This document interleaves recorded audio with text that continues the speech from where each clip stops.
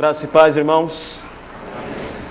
É uma alegria estar com os amados nesta data festiva. Também uma grande responsabilidade em compartilhar a palavra de Deus com os amados. Antes, eu gostaria de passar aos irmãos a importância do assunto que nós iremos tratar hoje na palavra de Deus.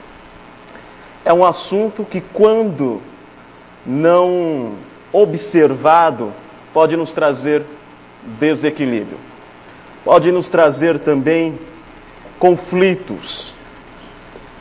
E há também uma grande possibilidade de nós vivermos achando que está tudo bem, de que somos adoradores, mas de fato não somos, não do Deus verdadeiro. Este assunto será abordado tendo como base o texto que está lá em Gênesis. Abra sua Bíblia em Gênesis, capítulo 30. Vamos ler apenas os 3 primeiros versículos. Vendo Raquel que não dava filhos a Jacó, teve ciúmes de sua irmã e disse a Jacó: dá-me filhos, senão morrerei. Então Jacó se irou contra Raquel e disse: acaso estou eu em lugar de Deus, que ao teu ventre impediu frutificar? Respondeu ela: eis aqui Bila, minha serva, coabita com ela para que dê à luz e eu traga filhos ao meu colo por meio dela. Oremos. Amado Deus, a tua palavra foi lida. Palavra esta que foi inspirada pelo Santo Espírito. E rogamos que o Senhor abra os nossos corações, as nossas mentes, para que possamos absorver o teu ensino. E ao entendê-lo, o coloquemos em prática, para a glória e honra do teu nome, para a nossa santificação e para a nossa verdadeira satisfação e alegria em ti. É no nome de Jesus Cristo que nós oramos. Amém. Não terás outros deuses diante de mim. Este é o primeiro mandamento. E talvez você diga: bem, eu não tenho deuses diante de mim. Eu não tenho nenhuma imagem esculpida na madeira ou feita de barro. Eu não sou um idólatra. Eu não me curvo diante de ídolos, de imagens. Mas talvez você ignore que os ídolos não estão necessariamente nas imagens, não são imagens. Mas esses ídolos estão escondidos em nossos corações. Podemos não nos ajoelhar fisicamente diante de uma estátua de Afrodite, que era conhecida como, na mitologia grega, como a deusa do amor e do prazer. Mas hoje nós temos jovens que são levados à depressão e até mesmo à disfunção alimentar por uma preocupação obsessiva com a aparência, por querer corresponder aos padrões de beleza atual. Talvez você não se dobre diante de Baco, que na mitologia grega era conhecida como o deus dos excessos e do vinho, mas há muitas pessoas escravas do vício da pornografia, pessoas que buscam em outras coisas que não Deus a sua satisfação, a sua alegria. Os ídolos geralmente podem ser coisas boas que se tornam coisas ruins.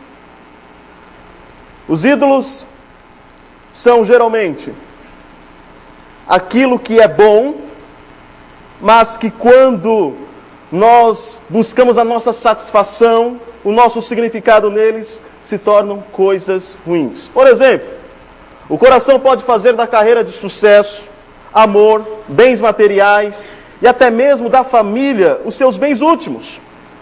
Nosso coração as diviniza como se fossem o centro de nossa vida e achamos que estas coisas podem nos dar significado e proteção, segurança, alegria. Há vários tipos de ídolos. Nós temos aqueles ídolos que nós chamamos de ídolos pessoais. Por exemplo, amor romântico, que é algo que não é ruim em si, mas pode se tornar um ídolo. Quando você diz: eu só vou ser satisfeito, a minha vida só vai fazer sentido se o meu marido ou a minha esposa corresponder o ideal de amor romântico que eu projetei. A partir das novelas que eu assisto, dos filmes, dos livros que leio, há também ídolos culturais, como prosperidade, meritocracia exacerbada, até mesmo o conceito de honra. No Japão isso é muito forte. A honra se tornou um ídolo cultural, um ídolo socialmente compartilhado. Vocês sabem que o Japão ele está entre os países em que há mais suicídio. Vocês imaginam em que período no Japão a taxa de suicídio aumenta? Se você pensou, se você disse vestibular, período de vestibular, você acertou. Porque o jovem, ele faz o vestibular, não passa, ele pensa, eu fui desonrado, eu desonrei a minha família. Só basta agora o harakiri, o suicídio, para eu recuperar a minha honra através deste ato. Então repare que a honra, que é algo bom, se tornou um ídolo socialmente compartilhado. Há ídolos intelectuais. Há ídolos que são ideologias. Ideologias filosóficas, políticas, sejam elas progressistas ou conservadoras.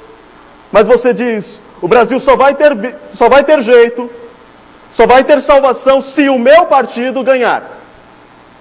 Você está dizendo que a redenção do mundo, a redenção do Brasil está no seu partido, não em Cristo. Você tornou do seu partido um ídolo. E você o diviniza, você coloca fé nele. E você está disposto a brigar por ele. Mas o maior ídolo que eu e você podemos ter, ele se chama eu, ou ego. O meu maior ídolo tem nome, e ele se chama Marcus Kleber. E você sabe qual é o seu maior ídolo? É você mesmo. Por que nós gostamos de dinheiro? Porque ele é verdinho, bonitinho, ele tem um desenho que eu gosto, e eu me curvo diante dele? Não! Eu posso tornar o dinheiro um ídolo por causa daquilo que ele me dá. E o que o dinheiro me promete? Satisfação, acesso a determinados círculos, acesso à saúde, posso ter os melhores convênios, o melhor tratamento de beleza. Então tudo isso está girando em torno do meu ego, do meu eu. Tudo gira em torno do eu, a satisfação do ego. O ser, eu mesmo, me torno o fim supremo de todas as coisas. Eu sou o protagonista deste filme que se chama Vida. E como saber se abrigamos ídolos em nossos corações? Como podemos identificá-los? E o que fazer quando identificados? O texto que nós acabamos de ler irá responder essas perguntas. Não tem problema, eu pego. Primeiro, um ídolo é aquilo que mais desejamos. Um tanto óbvio, não? Perceba isso no texto. Versículo 1. Vendo Raquel que não dava filhos a Jacó, teve ciúmes de sua irmã e disse a Jacó: dá-me filhos, senão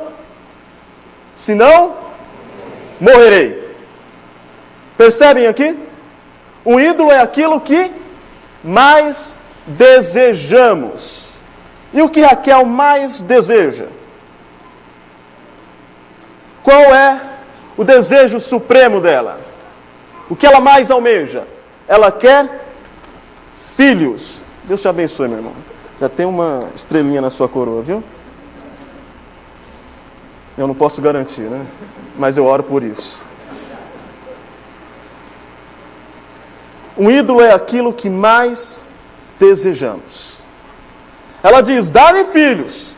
Se eu não tiver filhos, não há razão para viver. Não há motivo. A minha existência, o meu significado está no fato de ter filhos. É óbvio que o desejo de ter filhos não é pecado em si.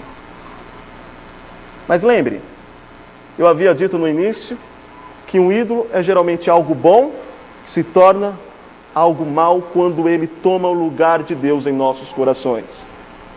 Calvino certa vez disse: o mal em nosso desejo caracteristicamente não repousa no que queremos, mas em o querermos muito. Mas para que você entenda o que está acontecendo aqui com Raquel, você tem que se lembrar da história dela. Vocês lembram quem era Raquel? Raquel era bonita e atraente. Perceba o que Moisés diz lá em Gênesis 29, no versículo 17.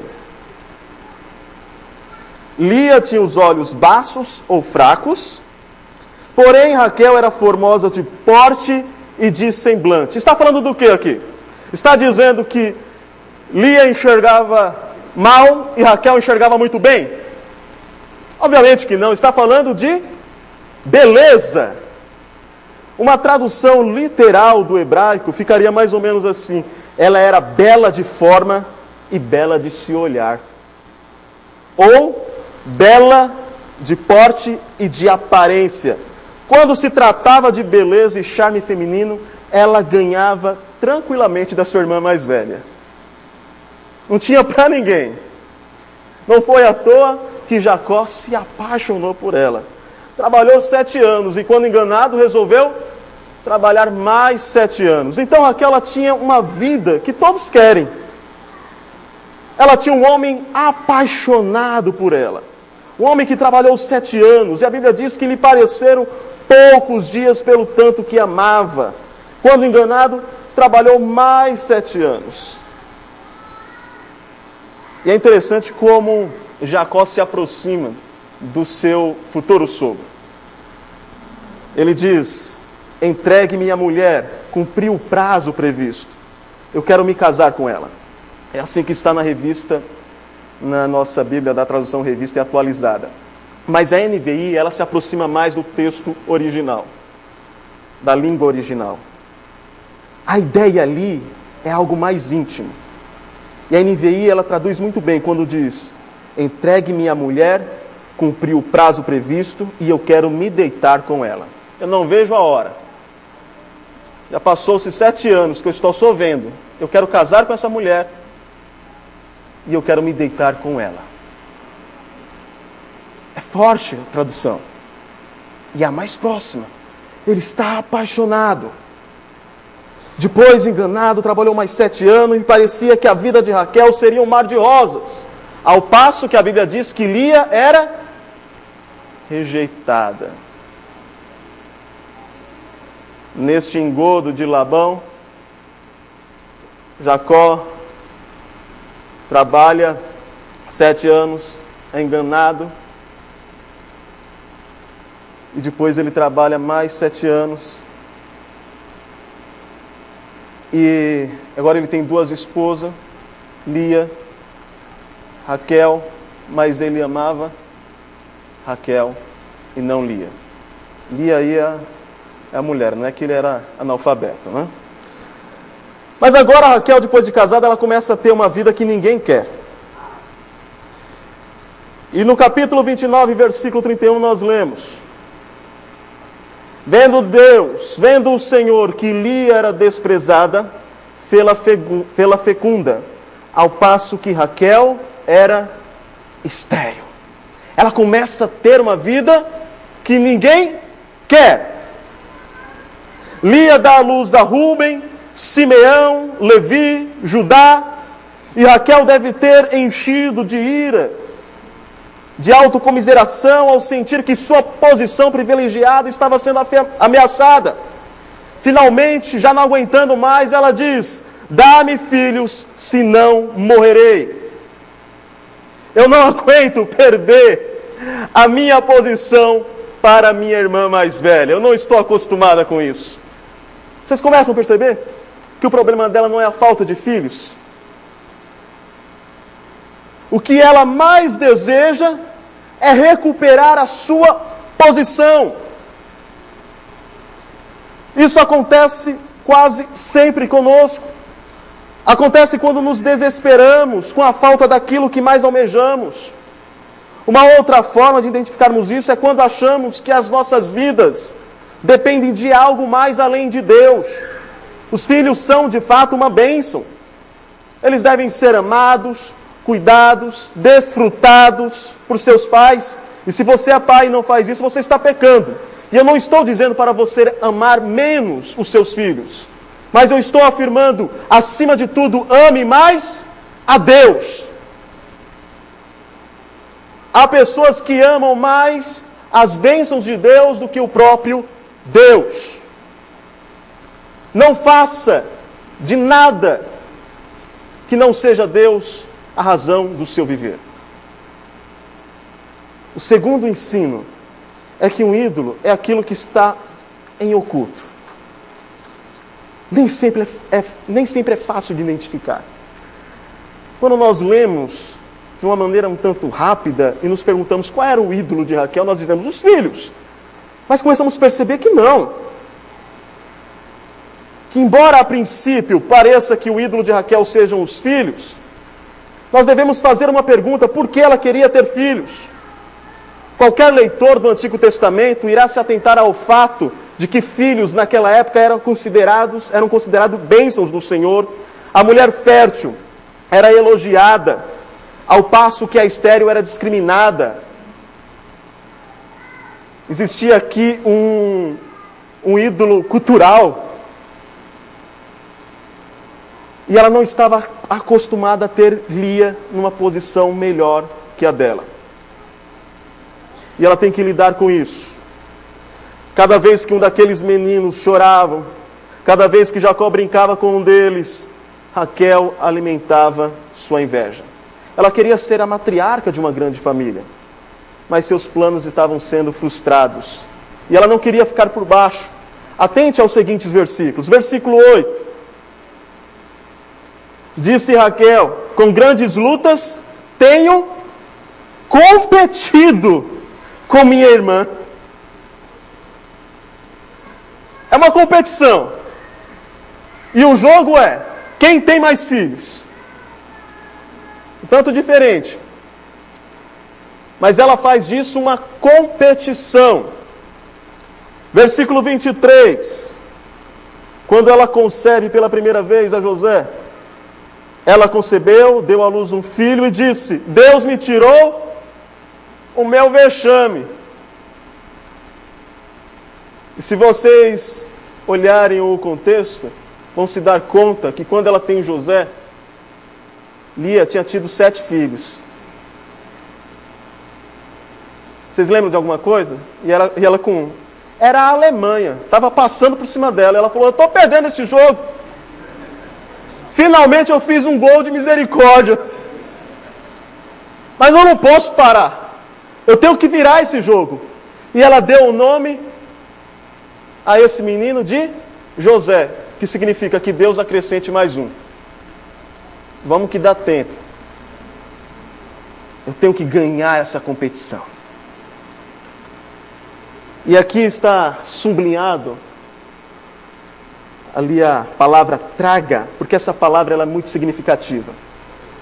Na Revista e Corrigida, uma das traduções da Bíblia, está mais ou menos assim: que eu me edifique por meio de Bila e tenha filho, e tenho filhos, e traga filhos ao meu colo por meio dela.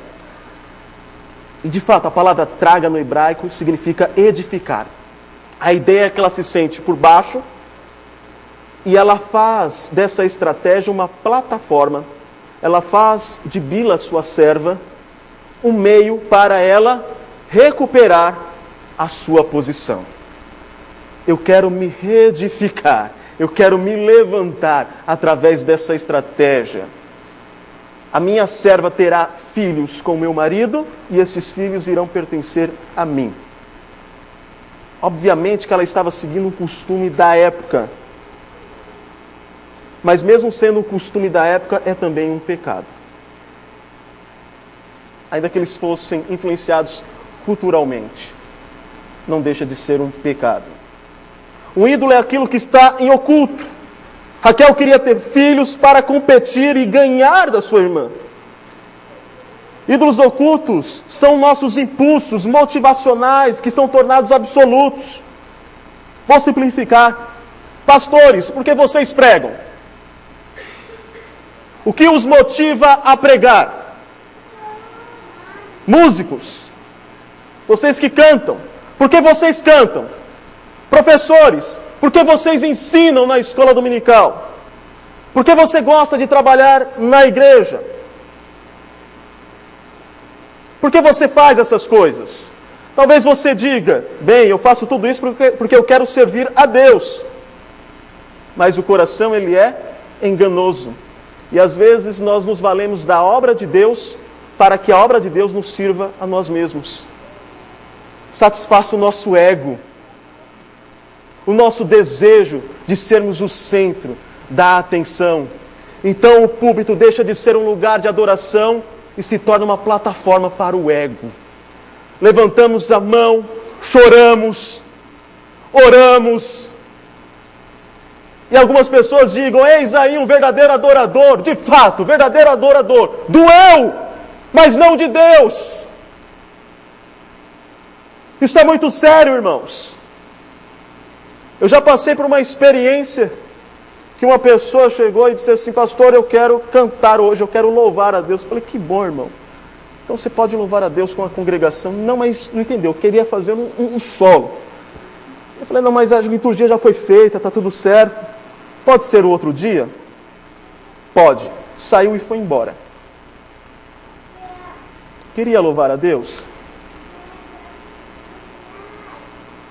Bem, eu deixo isso para que esta pessoa, que não está aqui conosco, já vou avisando, responda. Por que você faz o que faz? Por causa do poder? A vida só tem sentido, eu só tenho valor se eu tiver poder e influência sobre outros. Por causa da aprovação, a vida só tem sentido, eu só tenho valor se eu for amado e respeitado. Por que você faz o que faz? Por causa do controle. Você parou para pensar que pode amar mais as bênçãos de Deus do que a Deus? Você já parou para pensar que você pode amar mais a obra de Deus do que o Deus da obra?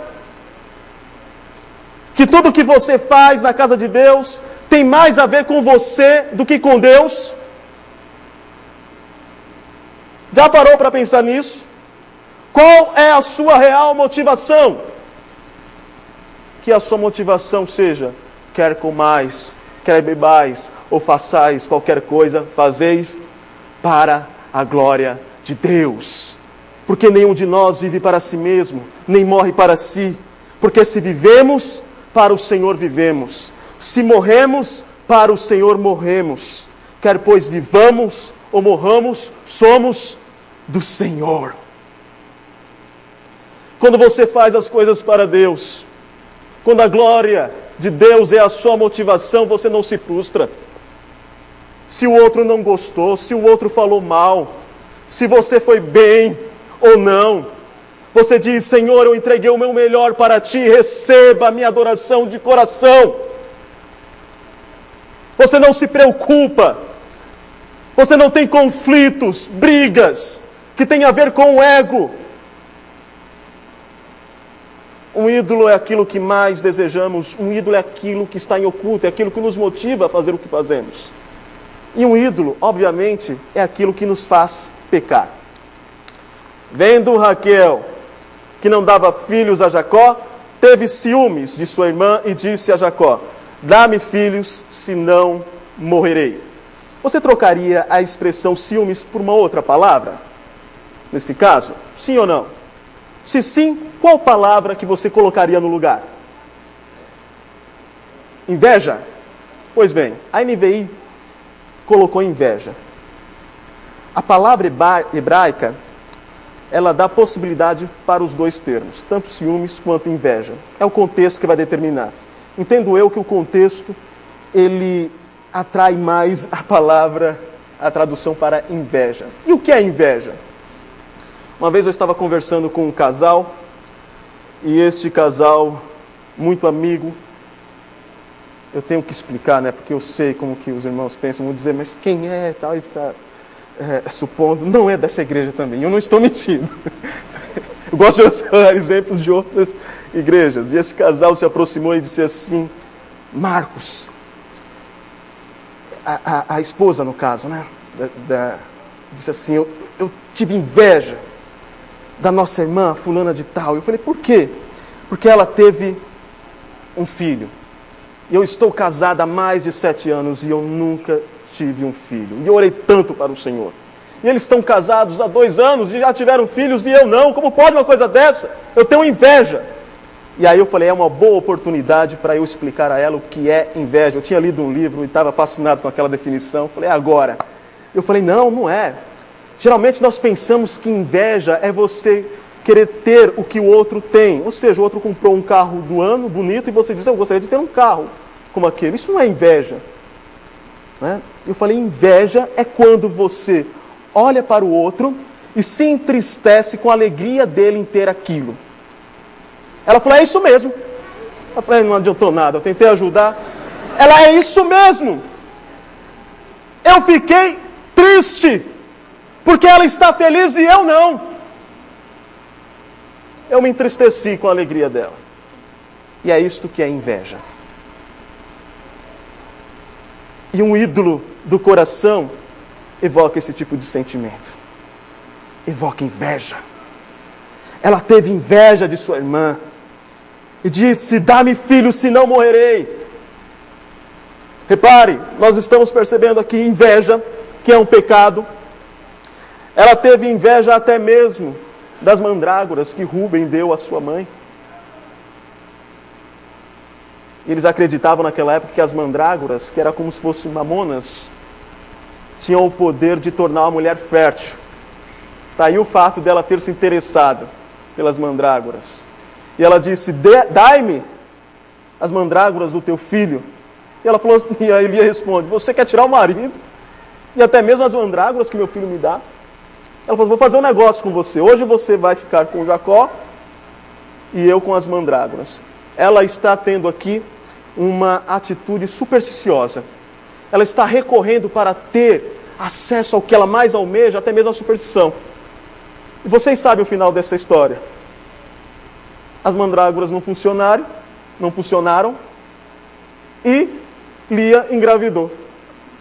Que irônico, não? Ela é invejosa, ela recorre à superstição, ela faz com que Jacó peque. Eis aqui Bila, minha serva, adultério. E não para por aí, há também roubo.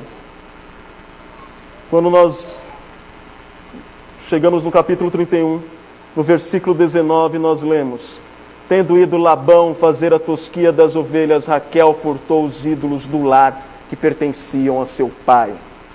Esses ídolos eram ídolos pagãos, usados por alguns no culto doméstico, mas também eles eram como se fosse um sinal de que aquela pessoa que tinha a posse teria também o direito de liderar a família. Seria o líder do clã. Então ela está assegurando a sua posição. Meu pai vai morrer e o que eu quero mais na vida é destaque. Eu vou roubar esses ídolos e vou assegurar a minha posição no futuro. Porque quando eles perguntarem quem vai ser a matriarca desse clã, eu vou dizer: olha aqui, eu tenho os ídolos do lar. Eu tenho o direito de liderar. A aplicação é simples, irmãos. Você está disposto? Melhor, imagine aí em algo que você quer muito, que você mais almeja. Imaginou? Guarde para você. Agora responda as seguintes perguntas. Você está disposto a pecar para obter o que você mais quer? Você está disposto a evitar pecar com medo de perder o que você mais deseja? Como assim? Às vezes você pode fazer a coisa certa, não pecar, pelo motivo errado. Não para agradar a Deus, mas para assegurar aquilo que você mais almeja, que não é Deus, mas o seu ídolo. Coração enganoso. Você começa a viver uma relação com Deus de troca. não de amor, não de adoração, não de gratidão, mas você diz: Deus, eu vou ser um bom moço, uma boa moça, para me assegurar das tuas bênçãos. Você está fazendo uma troca com Deus. Você está querendo comprar Deus pelas suas obras. E isto é pecado. E quando você não tem o que você mais almeja, quais são as suas reações? Você briga com a esposa, chuta um cachorro, você se exaspera. Se você respondeu afirmativamente a essas perguntas, você tem um ídolo no coração. Um ídolo é aquilo que nos faz pecar. E o último ponto, no final da presbiteriana, deveria ter parado no terceiro. Vamos lá. Um ídolo é aquilo que tenta substituir Deus. Então, Jacó se irou contra Raquel e disse: acaso estou eu no lugar de Deus, que ao teu ventre impediu frutificar? Ele está nervoso, mas ele acertou em cheio. O que ele está dizendo é: o que você mais almeja, só Deus pode dar. Somente Deus tem esse poder. Os ídolos do nosso coração nos prometem segurança, aceitação, amor, satisfação, alegria. E será que eles cumprem com essas promessas? Olha o exemplo de Raquel. O que ela mais queria era ter filhos. Quando ela teve José, o que ela disse?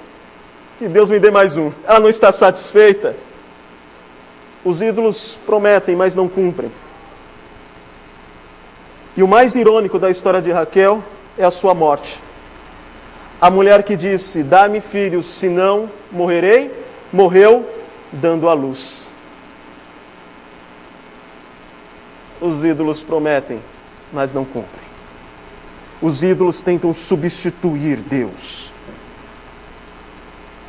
Este ídolo que talvez você tenha identificado, ele pode te dar algo que Deus não pode? Ou seja, será que você está buscando segurança, satisfação no dinheiro? Será que você está buscando uma razão de viver num ideal de amor romântico? Será que você está buscando redenção numa ideologia política? Será que você busca a afirmação naquilo que você faz na igreja ou lá fora? Você busca segurança? Salmo 46, Deus é o meu refúgio e fortaleza. Você busca aceitação? Você já foi aceito na família de Deus. Paulo diz: pois todos vós sois filhos de Deus mediante a fé em Cristo Jesus. Você é filho. Você foi adotado na família do Senhor. E essa adoção teve um preço. Preço de sangue do Cordeiro inocente e imaculado. Deus deu o melhor na cruz. Ele deu a si mesmo. Será que isso não é suficiente para mostrar que o seu amor perfeito, que você tanto busca, que você tanto anseia nas músicas que você canta, está tão somente em Deus? O que mais você busca? Você quer satisfação? Satisfaça-se em Deus. Confia no Senhor e faz o bem. Habita na terra e alimenta-te da verdade. Agrada-te do Senhor, desfruta-te do Senhor, e Ele satisfará o desejo do teu coração. Entrega o teu caminho ao Senhor, confia nele, e o mais Ele fará. Você quer ser amado? O amor de Deus é incondicional. Ele lança fora todo medo. Asaf, ele disse: eu invejava, lá no Salmo 73, eu invejava a prosperidade dos ímpios. E a palavra prosperidade ali é shalom. Eu invejava a paz que eles têm. Eles não partilham das canseiras dos mortais. Eles têm pele lustrosa, têm os melhores convênios. Eles são corruptos. E entre eles falam com altivez da sua arrogância, do fato deles terem oprimido o pobre, pisado no necessitado como se fosse barata. E contra o céu desandam a boca. E as pessoas recorrem a eles para ouvir as suas opiniões. E ele olha para si e diz: o que adiantou eu lavar as minhas mãos na inocência, se continuamente sou afligido e castigado? Não valeu a pena ser crente. Até que eu entrei no santuário de Deus. E lá eu vi que por meio do sacrifício Ele me redime.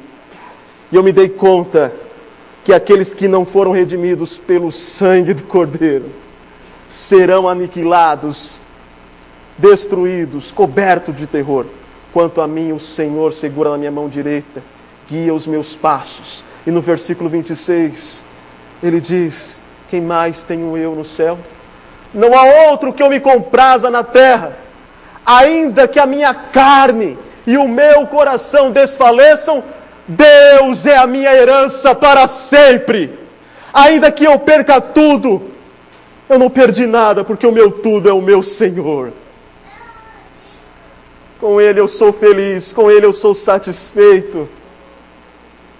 Eu me alegro, porque tudo posso naquele que me fortalece. Independente das circunstâncias que eu viva, seja de escassez ou de abundância, Ele é o meu Deus, Ele é a minha satisfação. Calvino disse: eu desisti de tudo por Cristo. E o que encontrei? Encontrei tudo em Cristo. Uma frase muito interessante de Agostinho: eu pecava, porque em vez de procurar em vós os prazeres, as grandezas e as verdades, procurava-os nas suas criaturas, em mim e nos outros. Por isso me precipitava na dor, na confusão e no erro. Criaste-nos para vós, e o nosso coração vive inquieto, enquanto não repousa em vós.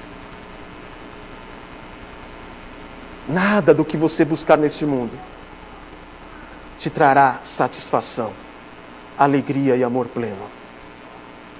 Isso você encontra tão somente em Deus, porque Ele te criou para Ele mesmo. E o vazio que talvez você sinta no coração é do tamanho de Deus. Só Deus pode preencher.